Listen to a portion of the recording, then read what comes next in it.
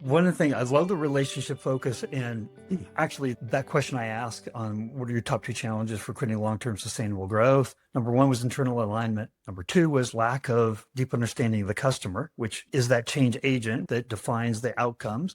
Number three was lack of trust externally and internally. Yep. And I love that you brought up that you have to create and foster those relationships internally. What you went on to say there was that we have to be aligned on the same outcomes. If we're aligned on the same outcomes, doesn't that mean that we need to be aligned on some of the same KPIs? Marketing has very traditionally had our own unique set of KPIs. Doesn't that mean that we need to share responsibility on how we're being measured against the same outcomes?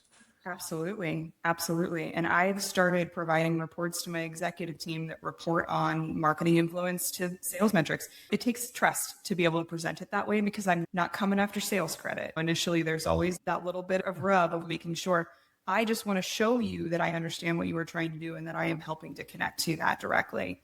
I don't present any traditional, I would say, marketing KPIs to my team at all. I'm not talking about website visits. I'm not talking about bounce rates. I'm not talking about email send volumes and open rates. I don't present any of that. I actually call those vanity metrics because while they might make me look good, and I expect my teams to know them, so don't get me wrong, it's an important thing for the marketing team to understand and translate.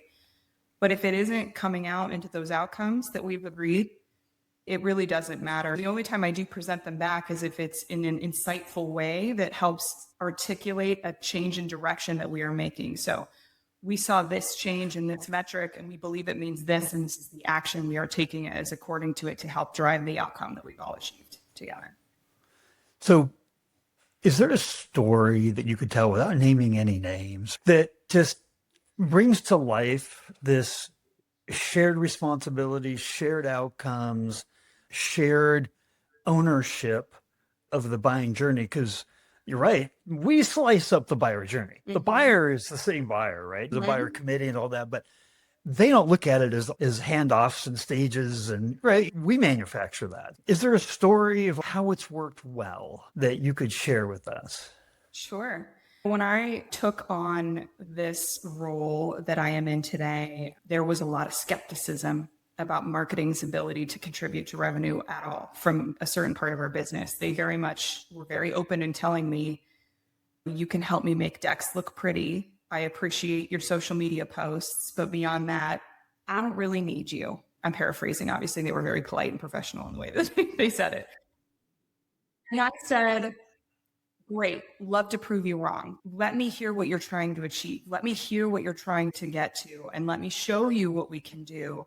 It just took us really closely together, aligning. It started with, here's where we think we're influencing the pipeline. And they were like, we think you're wrong because this person was already in this stage of consideration and blah, blah, blah. But through those conversations, we've gotten to a point where we've said, you can't say we're hurting.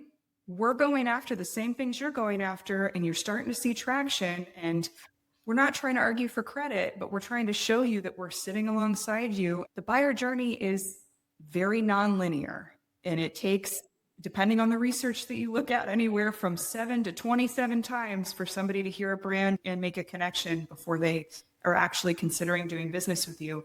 And all we're trying to show you is that we're sitting next to you and we are proving to you that we are going after the same things you're going after, and it's in lockstep with you.